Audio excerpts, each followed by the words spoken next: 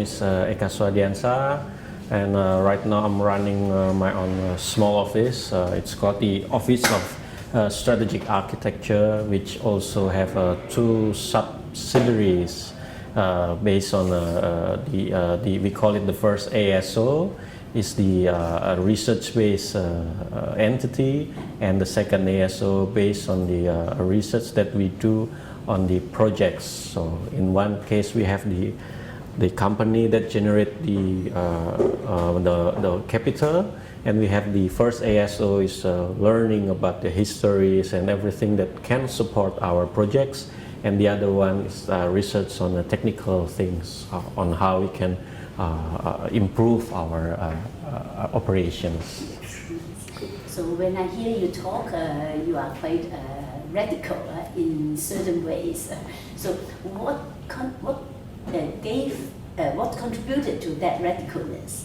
Well, I guess the first important thing is that I was brought up in a heavily academic environment, and my which in a sense actually do not connect to each other, because my grandfather was a professor in mathematics, and he wrote extensively in a philosophy of mathematics, so he lives in his own world. And then also my father was in Doctor of Economics. He's going to be professor soon. And then in our family, we don't give the kids lots of toys or everything, but you can buy any books you want. So that's one of the key things that I was brought up in this academic situation. So I read a lot of books. And of course, in Indonesia, we used to, and we still have at some certain point, the abduction to create that there are several books that you're not allowed to read. That if you buy the books here, but I have the freedom to even buy the book from outside, although it's not too expensive one. So that makes me change a lot. And then I spent high school in Australia, which also opened up my mind, and then had the chance to work in Japan. So it's because I'm traveling and moving from one places to the others. I guess I found these all differences, cultural shock, of course, at first, but then after a few years, I tried to reshape my point of view, going back to my roots, and then that's when, basically, after all the philosophical books that I read everything from Marx, Kant, Nietzsche, and to Freud and Jung.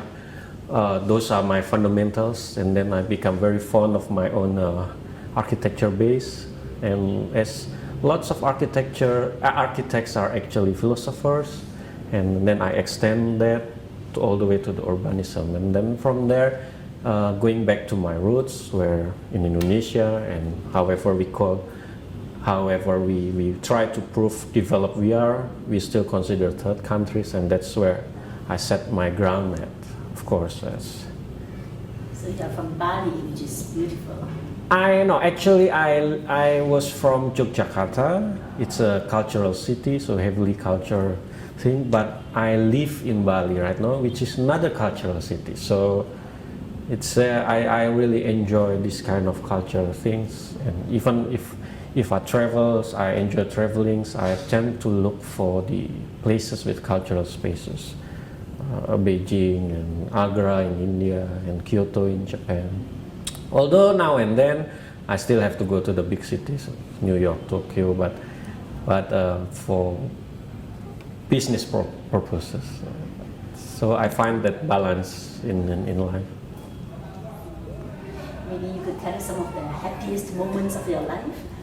Some of the happiest moments, that's very hard to, but I think I have one particular moment, is that when I had my wife gave birth to our daughter. That's because like when my daughter came out of the womb, I was the first hand to accept her. So I think that was like magical, and it gives some thoughts.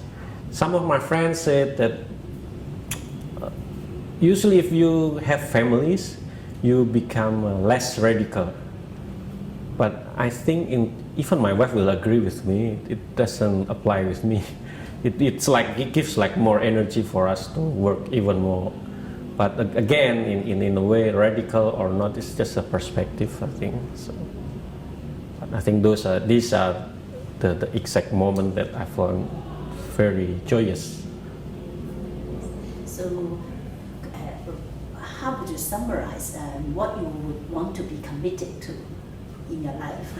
Okay, that's a very hard question because at first I was a very plan-based person. I plan what to do in the recent future, in the longer term, but then I kept on falling until I decided to just go with the flow. So I went from architecture and then I found this book, which was a very good book explaining about the urban slum, and it happened to be written by Darwish. So that's when I first met him intellectually, not physically. And then I was focused on that.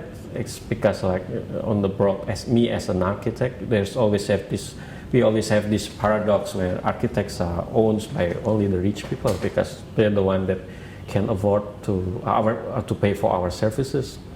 These are not true, because and then from there I moved to the cityscape, and then I met Darwish again in the intellectual committee in Indonesia, and then start write journals and everything that are more based on a city base. So I was and still am, and probably I will always be on that major course about the development of the urban cultures, not as a physical city, but as culture, as a way of life, and specifically for the third world countries, the so-called third world countries, global south, or whatever you call it, because in my opinion, they have their own specific characteristics that the Western world don't have. So it's a kind of the thing that it's a kind of a way that we need to find the missing links in there.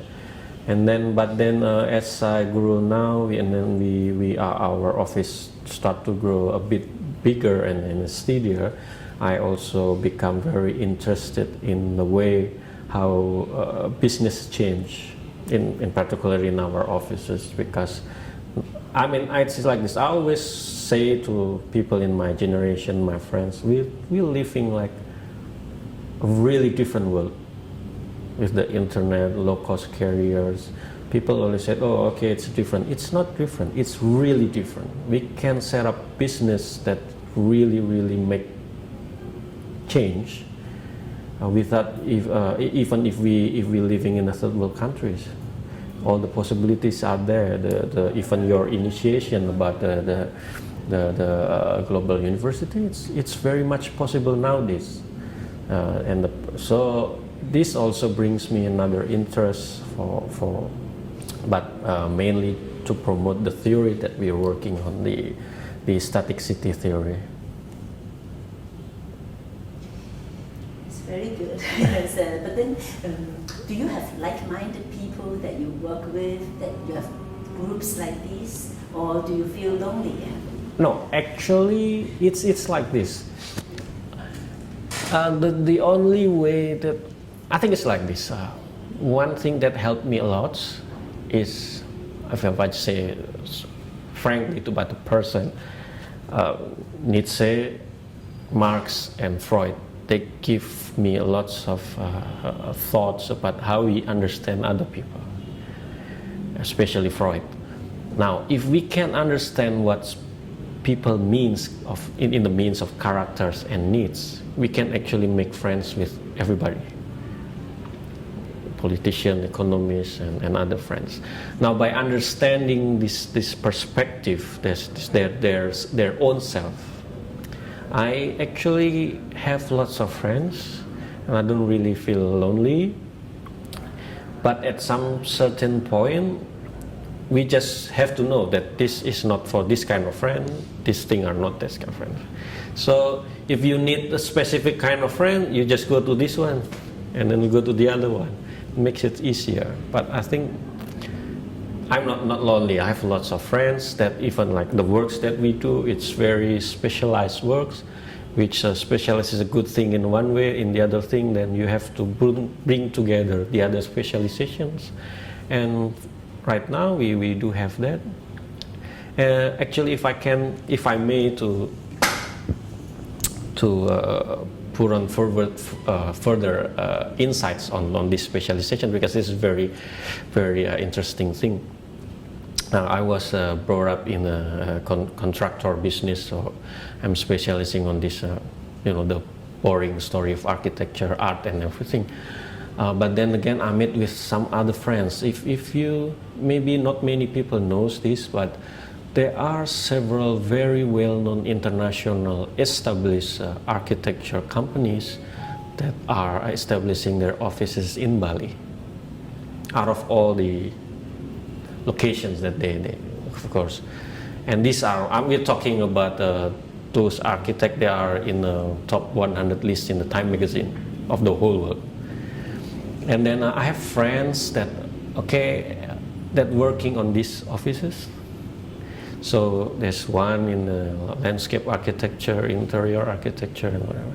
So the way they learn from the best, how they operate, and they're doing projects that's not even in Indonesia, in Dubai, in some part of China, where the big bubble of economies rises. But in a way, when they feel it's enough learning and they're ready to be out of the offices, and then we get connected to each other, and then in a way it's like we're putting in all these people that had been like putting into the best schools, not in the university but in the professional terms. And then when we put together all the specialties, it becomes very strong, very powerful, even if we want to go to tenders that are recognized internationally. So that was the way how our company or studio works. So, and in the other hand is that we can, because like not so many people, we can actually make a minimum production cost out of it. So it's it's one of the reasons why I left big city like Jakarta, because this is just another examples that just, if I may, sorry, because this is because it's like this. We just talked about this a few hours ago. Most people tend to be formal. Okay, I'm talking in a say Jakarta perspective. I told the other guy before that. Me as an architect, if I met with some of or most of my clients here, I have to wear formal clothes, suits, and everything, and it's really uncomfortable for me. It's like the weather and everything. Of course, when I'm in New York, when I'm in Tokyo, I will wear those because it feels more comfortable with those guys, but not here. But if you go to Bali, then it's a different thing. We're facing like projects that if most of the time is even in a larger scale than we face in Jakarta, because it's international projects. But the way we do the discussion on the projects, even with the clients, we do that like on the beach, using shorts, thongs. And it's like, it's on a whole different level of people, where they don't see you as your image or as your appearance, but more on how you really reflects to your professionality. So I think that's the things that we tend to forget. We try to portray too many images upon ourselves, and forgetting to forge our own capabilities.